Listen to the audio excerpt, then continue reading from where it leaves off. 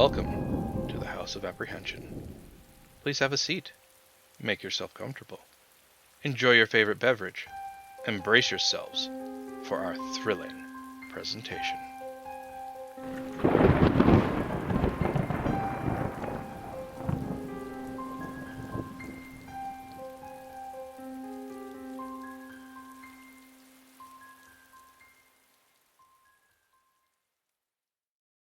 Casting the Runes by M.R. James.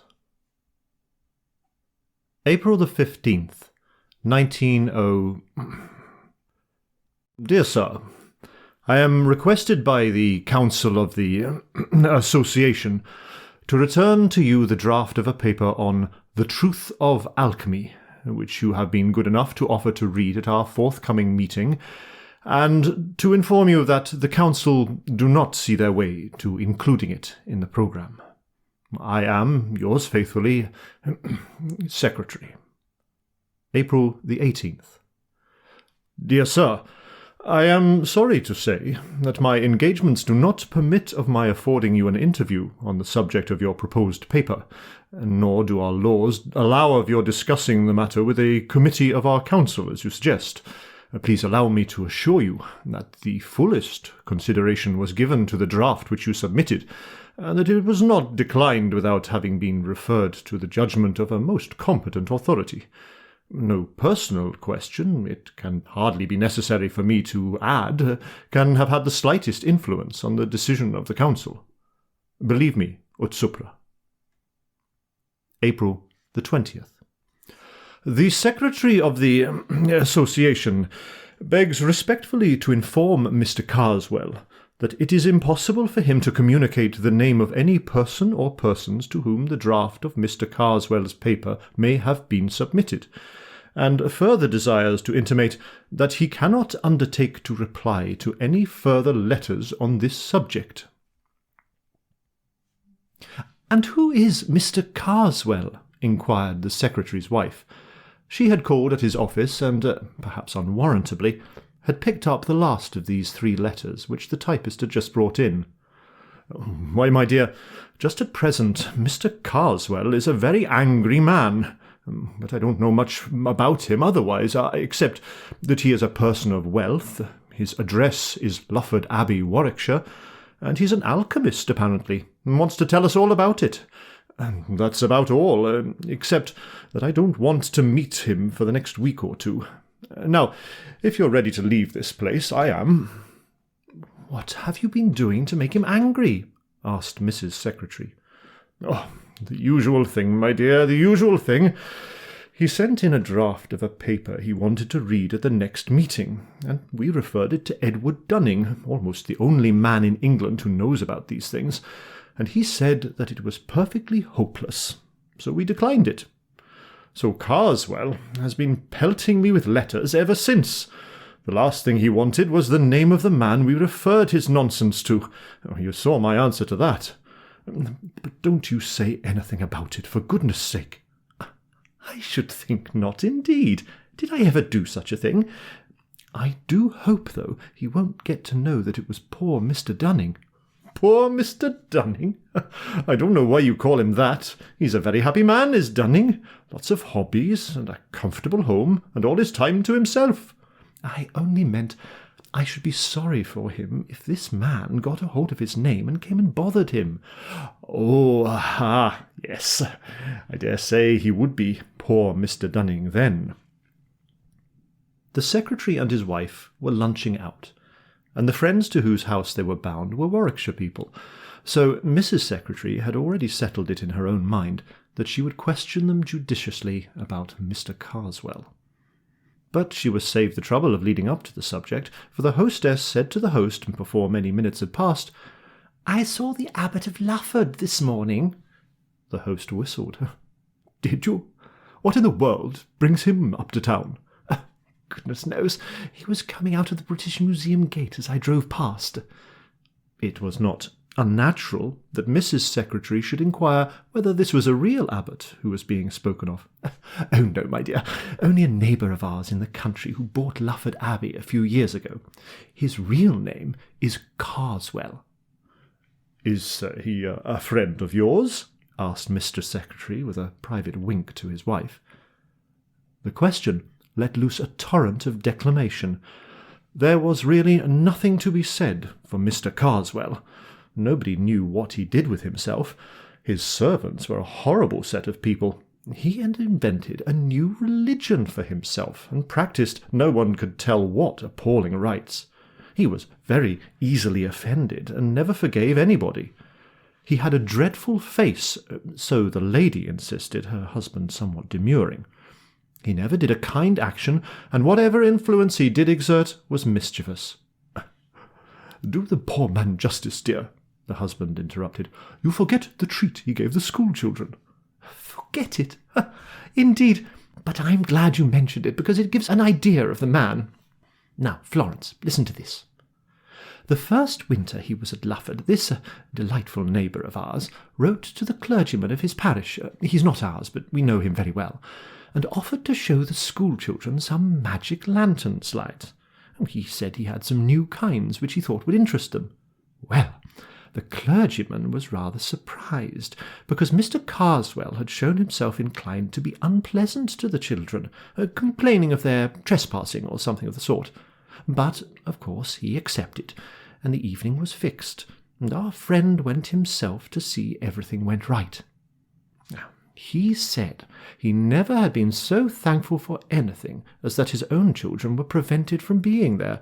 They were at a children's party at our house, as a matter of fact, because this Mr. Carswell had evidently set out with the intention of frightening these poor village children out of their wits, and I do believe if he had been allowed to go on he would actually have done so. He began with some comparatively mild things. Red Riding Hood was one, and even then, Mr. Farrar said, the wolf was so dreadful that several of the smaller children had to be taken out. And he said Mr. Carswell began the story by producing a noise like a wolf howling in the distance, which was the most gruesome thing he had ever heard. All of the slides he showed, Mr. Farrar said, were most clever. They were absolutely realistic, and where he had got them, or how he worked them, he could not imagine. Well, the show went on, and the stories kept on becoming a little more terrifying each time, and the children were mesmerized into complete silence. At last he produced a series which represented a little boy passing through his own park, Lufford, I mean, in the evening. Every child in the room could recognize the place from the pictures. And this poor boy was followed, and at last pursued and overtaken, and either torn in pieces or somehow made away with, by a horrible hopping creature in white, which you first saw dodging about among the trees, and gradually it appeared more and more plainly. Mr. Farrar said it gave him one of the worst nightmares he ever remembered, and what it must have meant to the children doesn't bear thinking of. Of course, this was too much, and he spoke very sharply indeed to Mr. Carswell, and said it couldn't go on. All he said was, "Oh, well, you think it's time to bring our little show to an end and send them home to their beds? Very well." And then, if you please, he switched on another slide which showed a great mass of snakes, centipedes, and disgusting creatures with wings, and somehow or other he made it seem as though they were climbing out of the picture and getting in amongst the audience. And this was accompanied by a sort of dry, rustling noise which sent the children nearly mad, and of course they stampeded. A good many of them were rather hurt in getting out of the room, and I don't suppose one of them closed an eye that night. Well, there was the most dreadful trouble in the village afterwards. Of course, the mothers threw a good part of the blame on poor Mr. Farrar, and if they could have got past the gates, I believe the fathers would have broken every window in the abbey. Well, now, that's Mr. Carswell. That's the Abbot of Lufford, my dear, and you can imagine how we covered his society. Yes, I think he has all the possibilities of a distinguished criminal, has Carswell, said the host. I should be sorry for anyone who got into his bad books. Is he the man, or am I mixing him up with someone else? asked the secretary, who for some minutes had been wearing the frown of the man who is trying to recollect something. "Is he the man who brought out a history of witchcraft some time back, 10 years or more?" "That's the man. Do you remember the reviews of it?"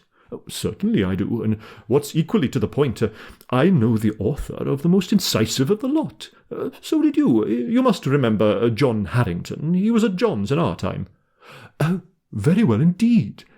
Though I don't think I saw or heard anything of him between the time I went down and the day I read the account of the inquest on him." "Inquest?" said one of the ladies. "What has happened to him?" "Why, what has happened was that he fell out of a tree and broke his neck. But the puzzle was, what could have induced him to get up there?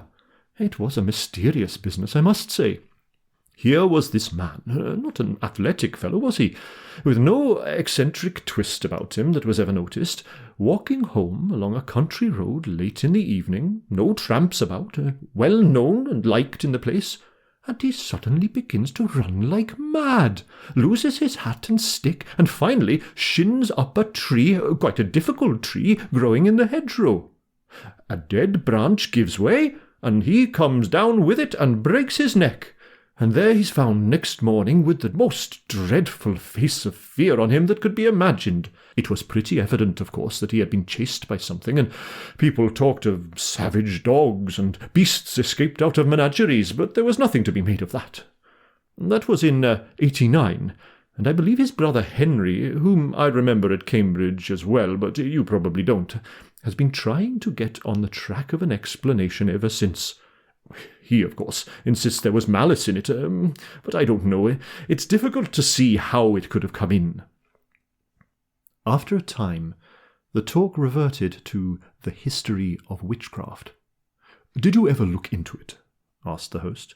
"Yes, I did," said the secretary. "I went so far as to read it." "Was it as bad as it was made out to be?" "Oh, in point of style and form, quite hopeless. It deserved all the pulverizing it got." "But besides that, it was an evil book. The man believed every word of what he was saying, and I'm very much mistaken if he hadn't tried the greater part of his receipts." "Well, I only read Harrington's review of it, and I must say, if I had been the author, it would have quenched my literary ambition for good. I should never have held my head up again." "Well, it hasn't had that effect in the present case. But come, it's 3:30. I must be off." On the way home, the secretary's wife said, "I do hope that horrible man won't find out that Mr. Dunning had anything to do with the rejection of his paper."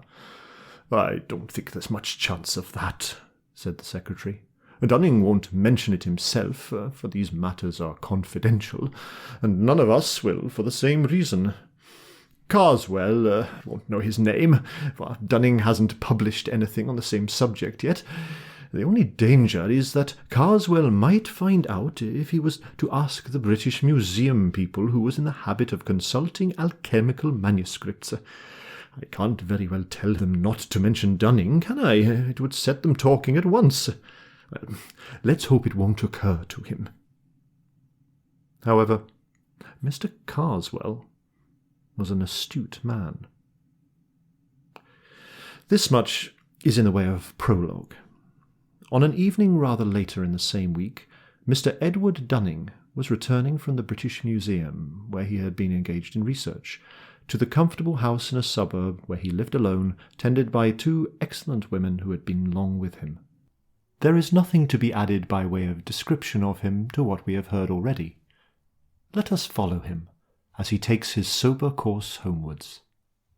A train took him to within a mile or 2 of his house, and an electric tram a stage farther. The line ended at some 300 yards from his front door. He had had enough of reading when he got into the car, and indeed the light was not such as to allow him to do more than study the advertisements on the panes of glass that faced him as he sat. As was not unnatural, the advertisements in this particular line of cars were objects of his frequent contemplation. and with the possible exception of the brilliant and convincing dialogue between Mr. Lampluff and an eminent K.C. on the subject of pyretic saline, none of them afforded much scope to his imagination. I am wrong. There was one at the corner of the car farthest from him which did not seem familiar. It was in blue letters on a yellow ground, and all that he could read of it was a name, John Harrington, and something like a date. It could be of no interest to him to know more, but for all that, as the car emptied, he was just curious enough to move along the seat until he could read it well. He felt, to a slight extent, repaid for his trouble. The advertisement was not of the usual type. It ran thus: "In memory of John Harrington, F.S.A., of the Laurels, Ashbrook. Died September 18th, 1889. 3 months were allowed." The car stopped. Mr. Dunning, still contemplating the blue letters on the yellow ground, had to be stimulated to rise by a word from the conductor. "I beg your pardon," he said. "I was looking at that advertisement. It's a very odd one, isn't it?" The conductor read it slowly. "Well, my word," he said. "I never seen that one before. Well, that is a cure, ain't it? Someone been up to their jokes here, I should think." He got out a duster and applied it, not without saliva, to the pane, and then to the outside. "No," he said, returning, "that ain't no transfer. Seems to me as if it was reg'lar in the glass, what I mean in the substance, as you might say. Don't you think so, sir?" Mr. Dunning examined it, and rubbed it with his glove, and agreed. "Who looks after these advertisements, and gives leave for them to be put up? I wish you would inquire. I will just take a note of the words." At this moment there came a call from the driver. "Look alive, George, time's up." All right. There's something else what's up at this end. You come and look at this here glass." "What's gone with the glass?" said the driver, approaching. "Well, and who's Harrington? What's it all about?" "I was just asking who was responsible for putting the advertisements up in your cars, and saying it would be as well to make some inquiry about this one." "Well, sir, that's all done at the company's office, that work is. It's our Mr. Timms, I believe, looks into that. When we put up tonight, I'll leave word, and perhaps I'll be able to tell you tomorrow if you happen to be coming this way." That was all that passed that evening. Mr. Dunning did just go to the trouble of looking up Ashbrook, and found that it was in Warwickshire. Next day he went to town again. The car, it was the same car, was too full in the morning to allow of his getting a word with the conductor. He could only be sure that the curious advertisement had been made away with. The close of day brought a further element of mystery into the transaction. He had missed the tram, or else preferred walking home, but at rather a late hour, while he was at work in his study, one of the maids came to say that 2 men from the tramways was very anxious to speak to him. This was a reminder of the advertisement, which he had, he says, nearly forgotten. He had the men in. They were the conductor and the driver of the car, and when the matter of refreshment had been attended to, he asked what Mr. Timms had had to say about the advertisement. "Well, sir, that's what we took the liberty to step round about," said the conductor. "Mr. Timms, he give William here the rough side of his tongue about that. According to him, there weren't no advertisement of that description sent in, nor ordered, nor paid up, nor put up, nor nothing, let alone not being there, and we was playing the fool taking up his time. Well, I says, if that's the case, all I ask of you, Mr. Timms, I says, is to take and look at it for yourself, I says. Of course, if it ain't there, I says, you may take and call me what you like." "Right," he says, "I will." And we went straight off. Now, I'll leave it to you, sir.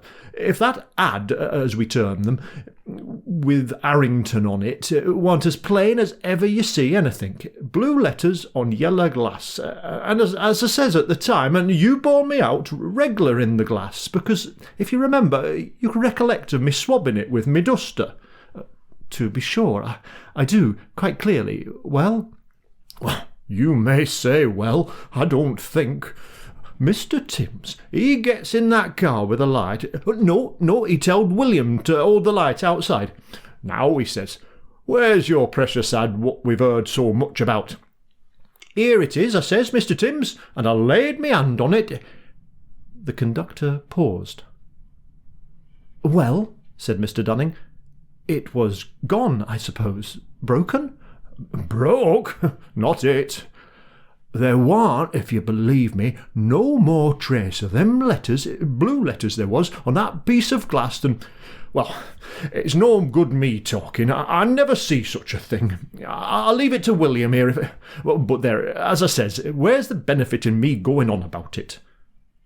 "And what did Mr. Timms say?" "Why, he did what I give him leave to. Co does pretty much anything he liked, and I don't know as I blame him so much neither. But what we thought, William and me did, was as we seen you take down a bit of a note about that lettering." I certainly did that, and I have it now. Do you wish me to speak to Mr. Timms myself, and show it to him? Was that what you came in about?" "There, didn't I say as much?" said William. "Deal with a gent if you can get on the right track of one, that's my word. Now, perhaps, George, you'll allow I ain't took us very far wrong tonight." "Oh, very well, William, very well. No need for you to go on as if you'd had to frogs march me here. I come quiet, didn't I? All the same for that, we hadn't ought to take up your time this way, sir.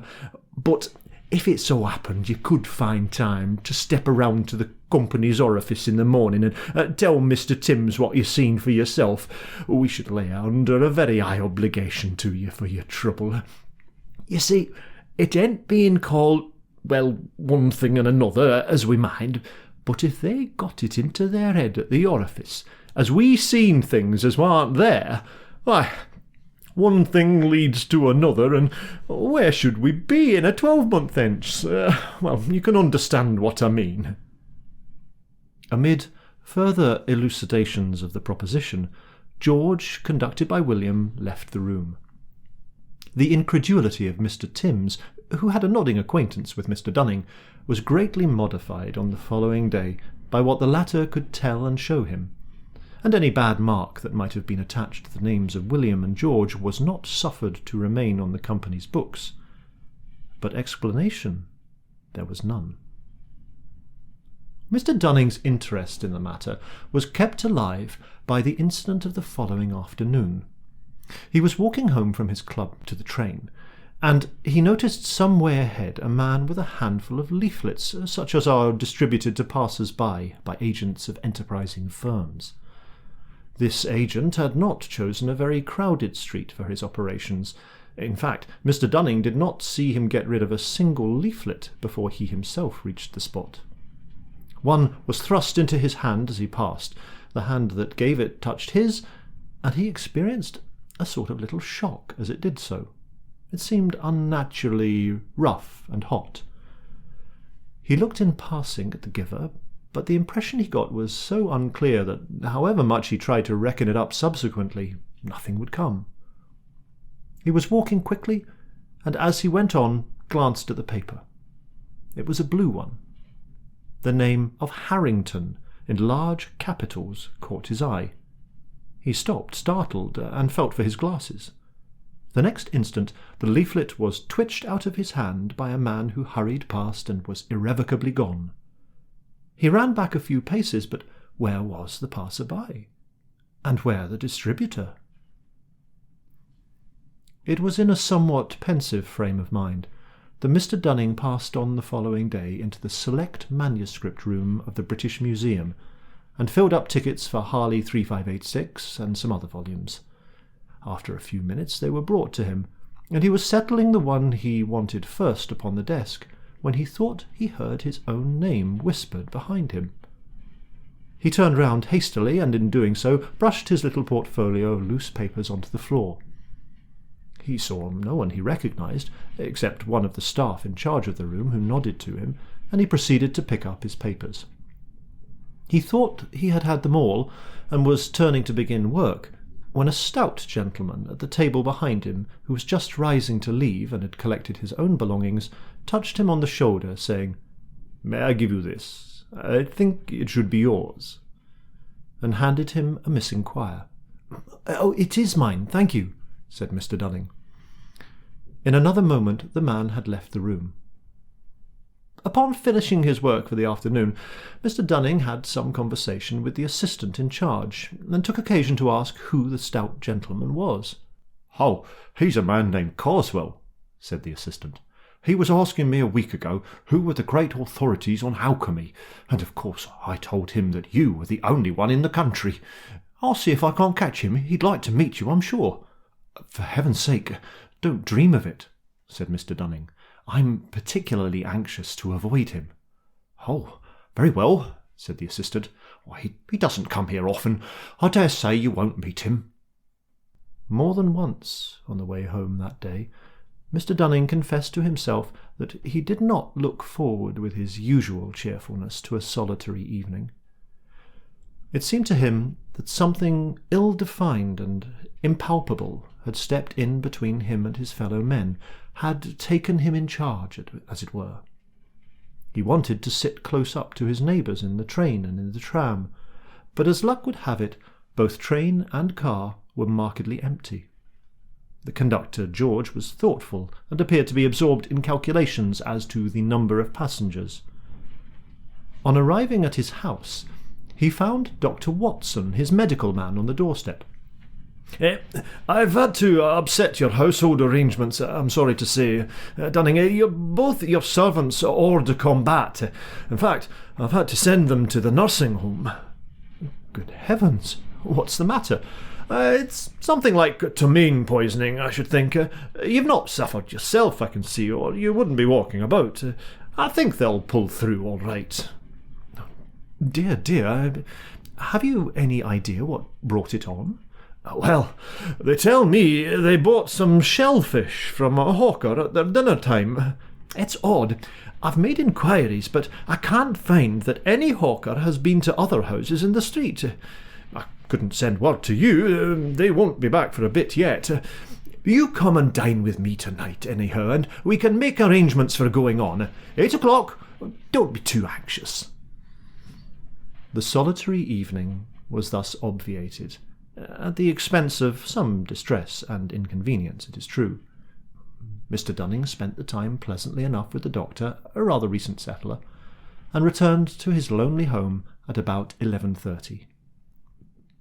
The night he passed is not one on which he looks back with any satisfaction. He was in bed, and the light was out. He was wondering if the charwoman would come early enough to get him hot water next morning, when he heard the unmistakable sound of his study door opening. No step followed it on the passage floor, but the sound must mean mischief, for he knew he had shut the door that evening after putting his papers away in his desk. It was rather shame than courage that induced him to slip out into the passage and lean over the banister in his nightgown, listening. No light was visible, no further sound came. Only a gust of warm or even hot air played for an instant round his shins. He went back and decided to lock himself into his room. There was more unpleasantness, however. Either an economical suburban company had decided that their light would not be required in the small hours and had stopped working, or else something was wrong with the meter. The effect was, in any case, that the electric light was off. The obvious course was to find a match, and also to consult his watch. He might as well know how many hours of discomfort awaited him. So he put his hand into the well-known nook under the pillow. Only it did not get so far. What he touched was, according to his account, a mouth, with teeth, and with hair about it, and, he declares, not the mouth of a human being. I do not think it is of any use to guess what he said or did, but he was in a spare room with the door locked and his ear to it before he was clearly conscious again. And there he spent the rest of a most miserable night, looking every moment for some fumbling at the door, but nothing came. The venturing back to his own room in the morning was attended with many listenings and quiverings. The door stood open, fortunately, and the blinds were up. The servants had been out of the house before the hour of drawing them down. There was, to be short, no trace of an inhabitant. The watch, too, was in its usual place. Nothing was disturbed, only the wardrobe door had swung open in accordance with its confirmed habit. A ring at the back door now announced the charwoman, who had been ordered the night before, and nerved Mr. Dunning, after letting her in, to continue his search in other parts of the house. It was equally fruitless. The day thus begun went on dismally enough. He dared not go to the museum. In spite of what the assistant said, Carswell might turn up there, and Dunning felt he could not cope with a probably hostile stranger. His own house was odious. He hated sponging on the doctor. He spent some little time in a call at the nursing home, where he was slightly cheered by a good report of his housekeeper and maid. Towards lunchtime he betook himself to his club, again experiencing a gleam of satisfaction at seeing the secretary of the association. At luncheon, Dunning told his friend the more material of his woes, but he could not bring himself to speak of those that weighed most heavily on his spirits. "My poor dear man," said the secretary. "What an upset! Look here, we're alone at home. Absolutely, you must put up with us. Yes, no excuse. Send your things in this afternoon." Dunning was unable to stand out. He was, in truth, becoming acutely anxious as the hours went on as to what that night might have waiting for him. He was almost happy as he hurried home to pack up. His friends, when they had time to take stock of him, were rather shocked at his lorn appearance, and did their best to keep him up to the mark, not altogether without success. But when the two men were smoking alone later, Dunning became dull again. Suddenly he said, "Gayton, I believe that alchemist man knows it was I who got his paper rejected." Gayton whistled. "What makes you think that?" he said. Dunning told of his conversation with the museum assistant, and Gayton could only agree that the guess seemed likely to be correct. "Not that I care much," Dunning went on, "only it might be a nuisance if we were to meet. He's a bad-tempered party, I imagine." Conversation dropped again. Gayton became more and more strongly impressed with the desolateness that came over Dunning's face and bearing, and finally, though with a considerable effort, he asked him point-blank whether something serious was not bothering him. Dunning gave an exclamation of relief. "I was perishing to get it off my mind," he said. "Do you know anything about a man named John Harrington?" Gayton was thoroughly startled, and at the moment could only ask why. Then the complete story of Dunning's experiences came out. What had happened in the tram-car, in his own house, and in the street, the troubling of spirit that had crept over him and still held him, and he ended with the question he had begun with. Gayton was at a loss how to answer him. To tell the story of Harrington's end would perhaps be right, only Dunning was in a nervous state. The story was a grim one, and he could not help asking himself whether there were not a connecting link between these two cases in the person of Carswell. It was a difficult concession for a scientific man, but it could be eased by the phrase hypnotic suggestion. In the end, he decided that his answer tonight should be guarded. He would talk the situation over with his wife. So he said that he had known Harrington at Cambridge, and believed he had died suddenly in 1889, adding a few details about the man and his published work. He did talk over the matter with Mrs. Gayton, and as he had anticipated, she leapt at once to the conclusion which had been hovering before him. It was she who reminded him of the surviving brother, Henry Harrington, and she also who suggested that he might be got hold of by means of their hosts the day before. He might be a hopeless crank, objected Gayton. Well, that could be ascertained from the Bennets, who knew him, Mrs. Gayton retorted, and she undertook to see the Bennets the very next day. It is not necessary to tell in further detail the steps by which Henry Harrington and Dunning were brought together. The next scene that does require to be narrated is a conversation that took place between the two. Dunning had told Harrington of the strange ways in which the dead man's name had been brought before him, and had said something besides of his own subsequent experiences. Then he had asked if Harrington was disposed in return to recall any of the circumstances connected with his brother's death. Harrington's surprise at what he heard can be imagined, but his reply was readily given. "John," he said, "was in a very odd state, undeniably, from time to time during some weeks before, though not immediately before, the catastrophe. There were several things. The principal notion he had was that he thought he was being followed. No doubt he was an impressionable man, but he never had had such fancies as this before. I cannot get it out of my mind that there was an ill will at work. And what you tell me about yourself reminds me very much of my brother. Can you think of any possible connecting link?" "There is just one that has been taking shape vaguely in my mind. I've been told that your brother reviewed a book very severely not long before he died, and just lately I have happened to cross the path of the man who wrote that book, in a way he would resent." "Don't tell me the man was called Carswell." "Why not? That is exactly his name." Henry Harrington leant back. "That is final to my mind. Now, I must explain further.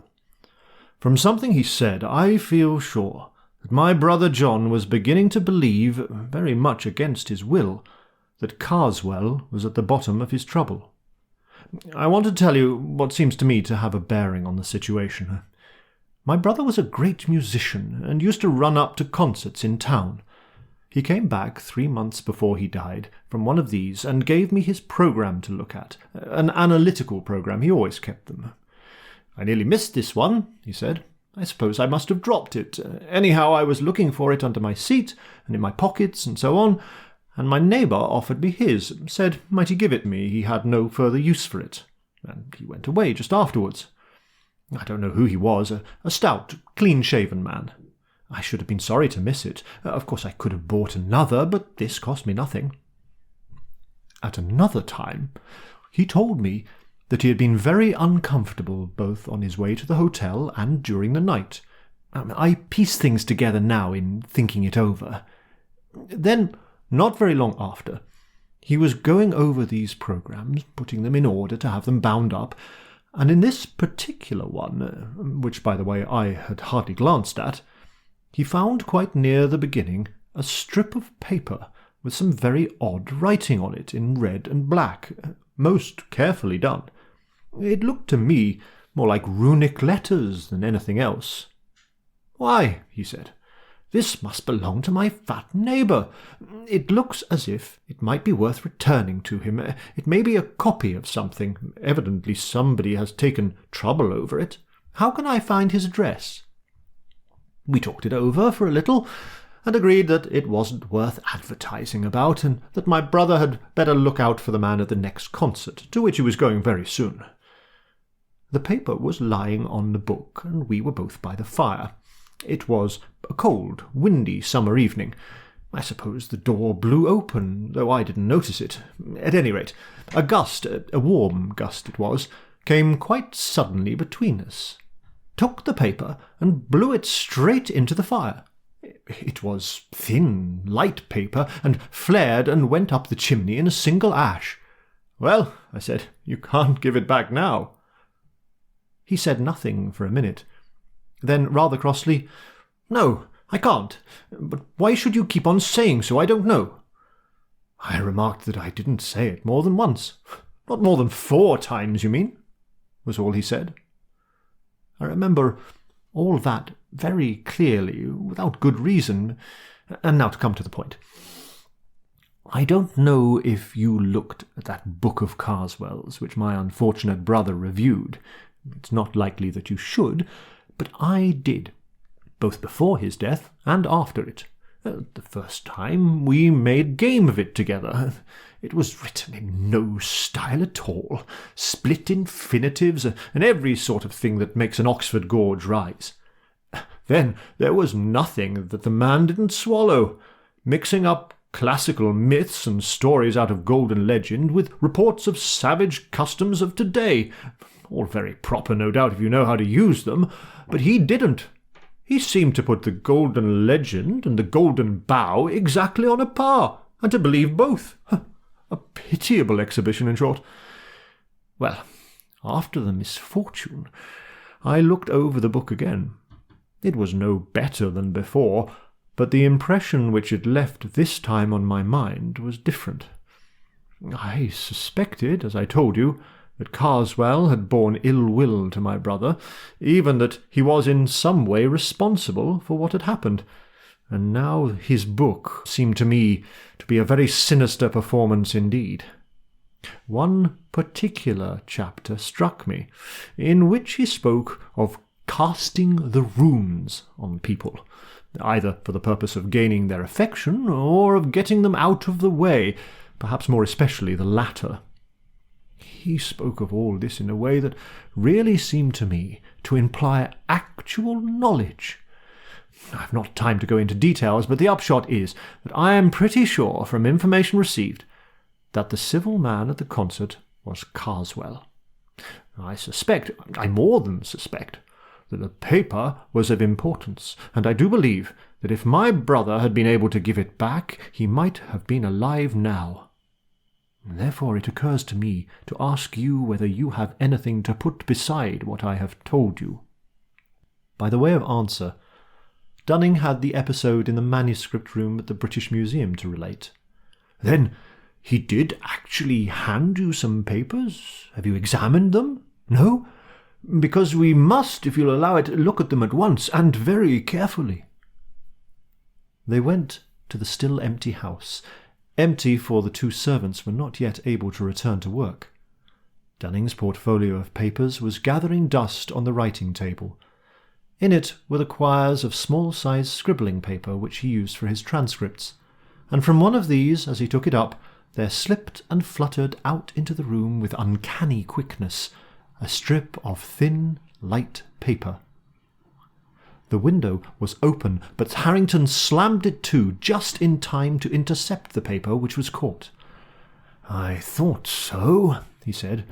"It might be the identical thing that was given to my brother. You'll have to look out, Dunning. This may mean something quite serious for you." A long consultation took place. The paper was narrowly examined. As Harrington had said, the characters on it were more like runes than anything else, but not decipherable by either man, and both hesitated to copy them for fear, as they confessed, of perpetuating whatever evil purpose they might conceal. So it has remained impossible, if I may anticipate a little, to ascertain what was conveyed in this curious message or commission. Both Dunning and Harrington are firmly convinced that it had the effect of bringing its possessors into very undesirable company. That it must be returned to the source whence it came, they were agreed, and further, that the only safe and certain way was that of personal service, and here contrivance would be necessary, for Dunning was known by sight to Carswell. He must, for one thing, alter his appearance by shaving his beard. But then might not the blow fall first? Harrington thought they could time it. He knew the date of the concert at which the black spot had been put on his brother. It was June 18th. The death had followed on September 18th. Dunning reminded him that 3 months had been mentioned on the inscription on the car window. "Perhaps," he added with a cheerless laugh, "mine may be a bill at 3 months too. I believe I can fix it by my diary. Yes, April 23rd was the day at the museum. That brings us to July 23rd. Now you know it becomes extremely important to me to know anything you will tell me about the progress of your brother's trouble, if it is possible for you to speak of it. Of course. Well, the sense of being watched whenever he was alone was the most distressing thing to him. After a while I took to sleeping in his room, and he was the better for that. Still, he talked a great deal in his sleep. What about? Is it wise to dwell on that, at least before things are straightened out? I think not, but I can tell you this. 2 things came for him by post during those weeks, both with a London postmark and addressed in a commercial hand. One was a woodcut of Buick's, roughly torn out of the page, one which shows a moonlit road and a man walking along it, followed by an awful demon creature. Under it were written the lines out of the Ancient Mariner, which I suppose the cut illustrates, about one who, having once looked round, walks on, and turns no more his head, because he knows a frightful fiend doth close behind him tread. The other was a calendar, such as tradesmen often send. My brother paid no attention to this, but I looked at it after his death, and found that everything after September 18th had been torn out. Well, you may be surprised at his having gone out alone the evening he was killed, but the fact is that during the last 10 days or so of his life he had been quite free from the sense of being followed or watched. The end of the consultation was this. Harrington, who knew a neighbour of Carswell's, thought he saw a way of keeping a watch on his movements. It would be Dunning's part to be in readiness to try to cross Carswell's path at any moment, to keep the paper safe and in a place of ready access. They parted. The next weeks were no doubt a severe strain upon Dunning's nerves. The intangible barrier which had seemed to rise about him on the day when he received the paper gradually developed into a brooding blackness that cut him off from the means of escape to which one might have thought he might resort. No one was at hand who was likely to suggest them to him, and he seemed robbed of all initiative. He waited with inexpressible anxiety as May, June, and early July passed on for a mandate from Harrington. But all this time Carswell remained immovable at Lufford. At last, in less than a week before the date he had come to look upon as the end of his earthly activities, came a telegram. "Leaves Victoria by boat train Thursday night. Do not miss. I come to you tonight. Harrington." He arrived accordingly, and they concocted plans. The train left Victoria at 9, and its last stop before Dover was Croydon West. Harrington would mark down Carswell at Victoria and look out for Dunning at Croydon, calling to him, if need were, by a name agreed upon. Dunning, disguised as far as might be, was to have no label or initials on any hand luggage, and must at all costs have the paper with him. Dunning's suspense, as he waited on the Croydon platform, I need not attempt to describe. His sense of danger during the last days had only been sharpened by the fact that the cloud about him had perceptibly been lighter. But relief was an ominous symptom, and if Carswell eluded him now, hope was gone, and there were so many chances of that. The rumour of the journey might be itself a device. The 20 minutes in which he paced the platform and persecuted every porter with inquiries as to the boat train were as bitter as any he had spent. Still the train came, and Harrington was at the window. It was important, of course, that there should be no recognition. So Dunning got in at the farther end of the corridor carriage, and only gradually made his way to the compartment where Harrington and Carswell were. He was pleased on the whole to see that the train was far from full.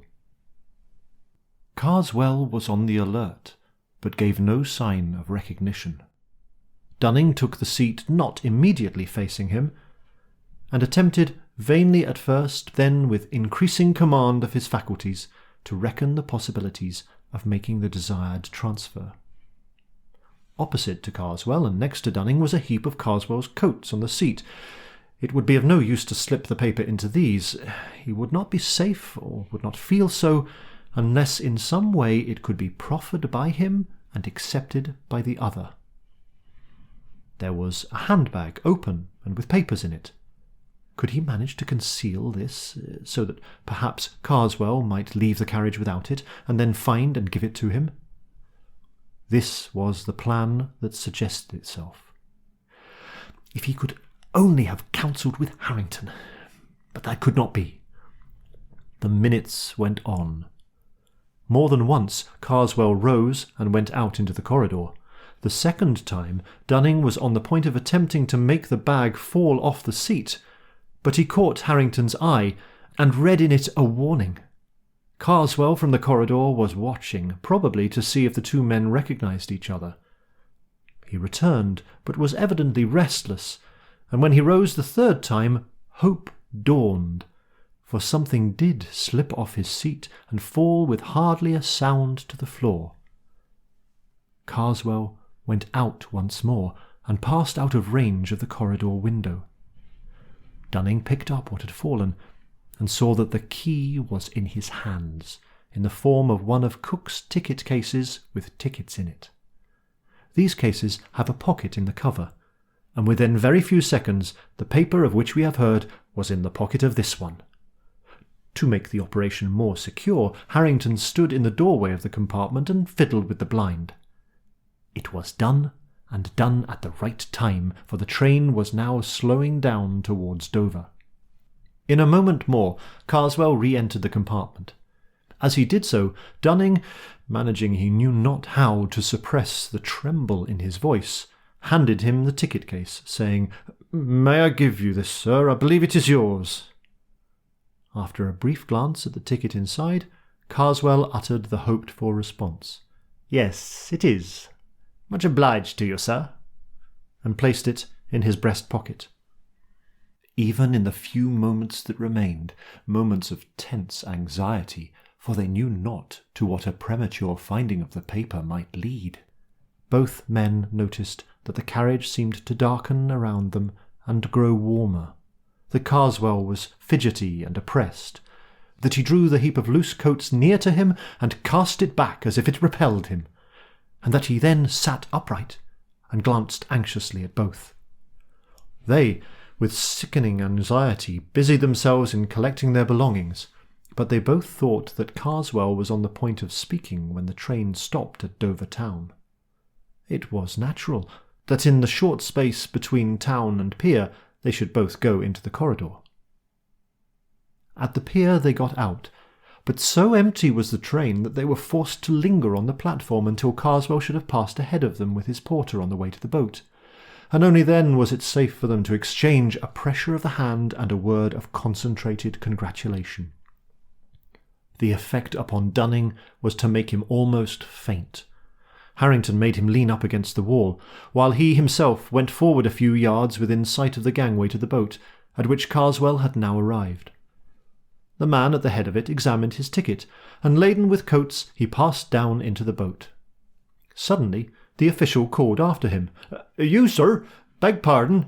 The other gentleman show his ticket." "What the devil do you mean by the other gentleman?"